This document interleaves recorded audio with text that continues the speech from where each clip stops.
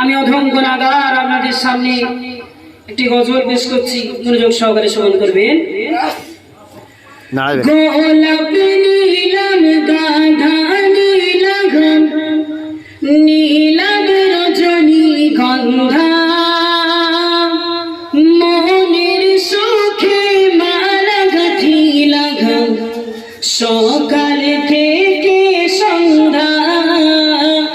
মনের সুখে মালা গাঁথিলাম সকাল থেকে সন্ধ্যা গোলাপ নীলাম গাধা নীলাম নীলাম রজনী গন্ধা মনের সুখে মালা গাঁথিলাম সকাল থেকে সন্ধ্যা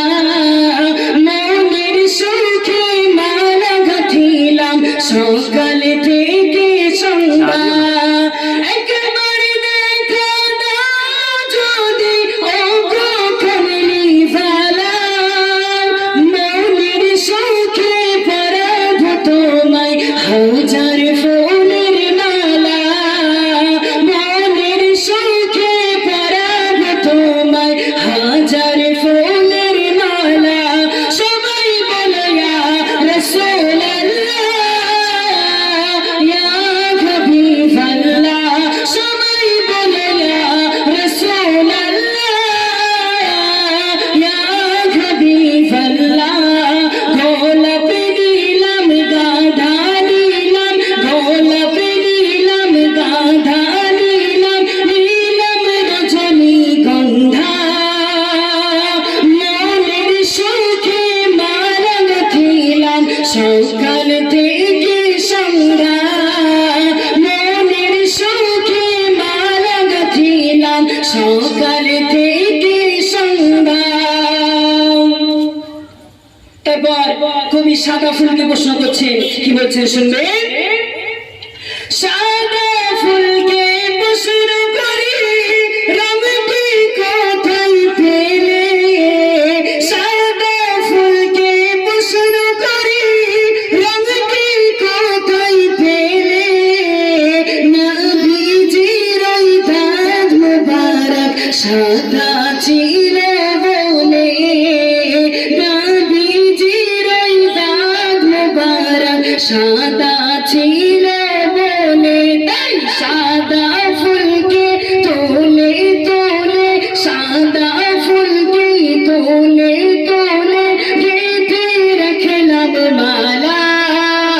মনের সুখে পরাব তোমায় হাজার ফুলের মালা হাসি মুখে পরাব তোমায় হাজার ফুলের মালা সবাই বলে ইয়া রাসূলুল্লাহ ইয়া হাবিবাল্লাহ সবাই বলে ইয়া রাসূলুল্লাহ ইয়া হাবিবাল্লাহ গোলাপ নীলাম গাধা নীলাম গোলাপ নীলাম গাধা নীলাম নীলাম রজনী গন্ধা মনের সুখে পরাব তোমায় হাজার ফুলের মালা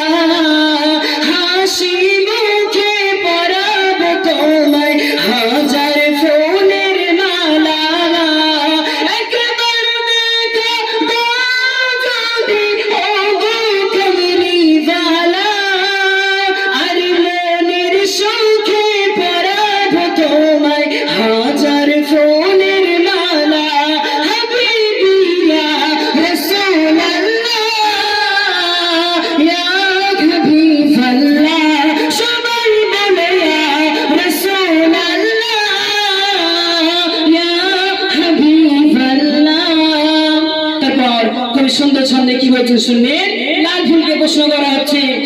যে লাল ফুলের তুলনা করে নবীজির সঙ্গে তুলনা করছেন, দেখবেন কথাটা ভালো করে শুনবেন আমি কি বলতে চাইছি। লাল ফুলকে প্রশ্ন করি রঙটি কোথায় পেলে লাল ফুলকে প্রশ্ন করি রঙটি কোথায় পেলে নবীজির ওই খুন মুবারক